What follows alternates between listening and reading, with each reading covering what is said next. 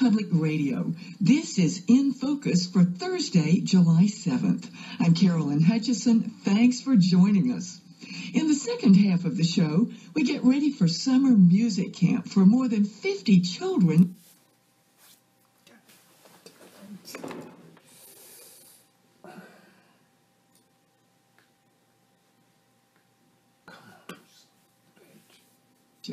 Now, if you're wondering what RTJ stands for, we have just the guest to tell you. Mark Fagan is the author of the new book, The Robert Trent Jones Golf Trail, Its History and Economic Impact. And we'll wager there are very few people who know more about the RTJ Golf Trail than Fagan, who spent years of painstaking research on what would become the world's largest collection of golf courses. Our conversation began when I asked Fagan about the unique circumstances that led to the creation of the golf trail. It turned out that a lot of people were passing through Alabama to get to Florida or from the East Coast to get to New Orleans, and they weren't stopping here.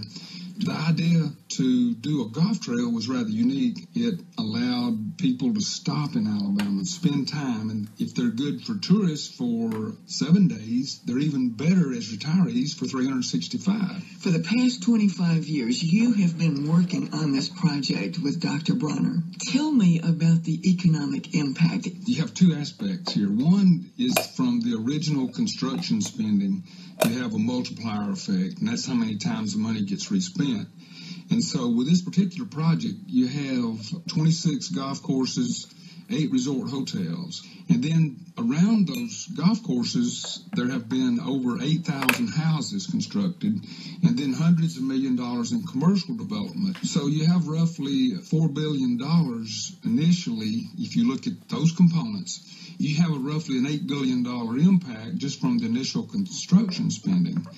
Then you look at what the tourism spending, now that you have in place this tourism infrastructure, but you better add that RSA contributed almost $1 billion since 1996 in free publicity for the state. And we're having over 500,000 rounds a year played on these courses, with half of those people coming from out of state.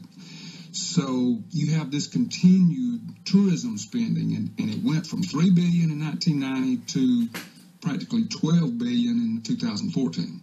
There's another aspect of this. You have done a lot of research on retiree migration as a professor of social policy. How does that play into this figure?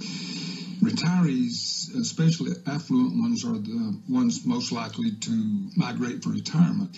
They bring money to the area, they spend money, they create demand for jobs and services, especially jobs in healthcare, finance, real estate, recreation, commerce, restaurants. So they spend money and they impact the area and create jobs. It's almost like a foundation of support surrounding these golf courses. The older people have more time to play golf, and they have the money to play golf. They've already raised their families, and it's very good for them to be able to get that physical activity and the mental stimulation and social activity associated. Plus, I'm aware that the golf courses are being used for charitable purposes. Now that you have the facilities out there, many corporations and organizations use those facilities to raise funds by having people come out and spend the day playing golf, and they pay their money and have a good time, and then some of that money goes toward the benefit.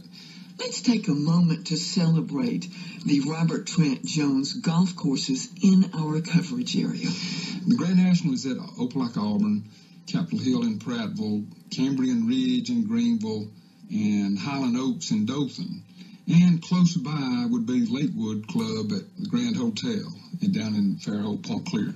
But Grand National is a beautiful property on the lake over there with 32 holes surrounded by water or over water, and it was built on property donated for lease by the Opelika Water Board. Mayor Bobby Freeman had a lot to do with that project. It was such a beautiful site. It's close enough to the interstate, to Atlanta, and it's a national draw course. People come in from all over the country, and now there's the National Village over there, which is RSA's retirement housing component.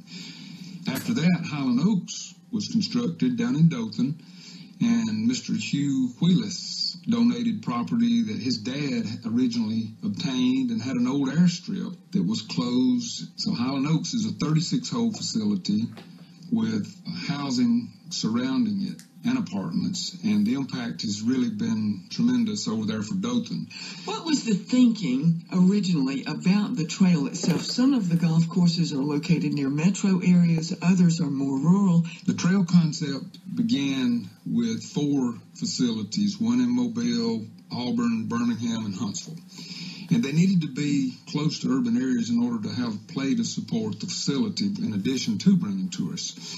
And then to make it a trail concept, to bring people from California, Wisconsin, and foreign countries, you had to have a series of courses, and the distances didn't need to be so far apart. So Dr. Bronner started looking at sites in more rural scenic areas, such as Cambrian Ridge, Highland Oaks, up in Silver Lakes near Anniston, Gadsden, so that the distances would not be so far if they were driving north to south to play those things for a week, let's say.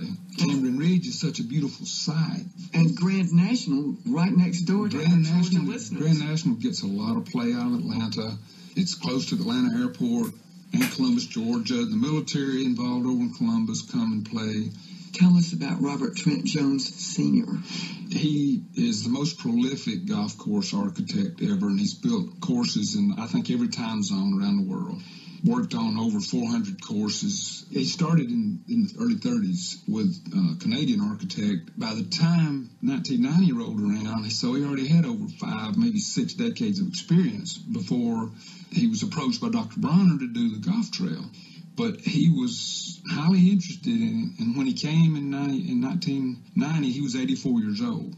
Roger Rulewich was his chief architect for 35 years, did a lot of the work, but Mr. Jones inspected greens. He had a hands-on. He was very much still involved and was really stimulated by the entire project and calls it one of his greatest achievements ever.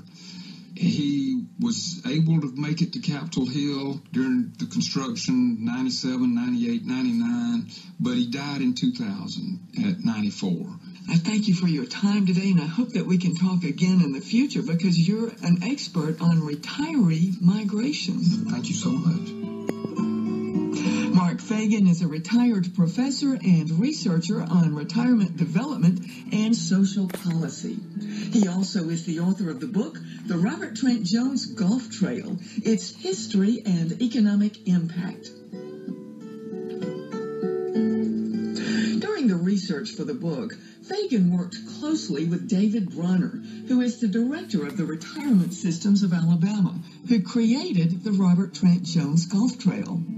Coming up, we find out why Noemi Oding believes the Montgomery music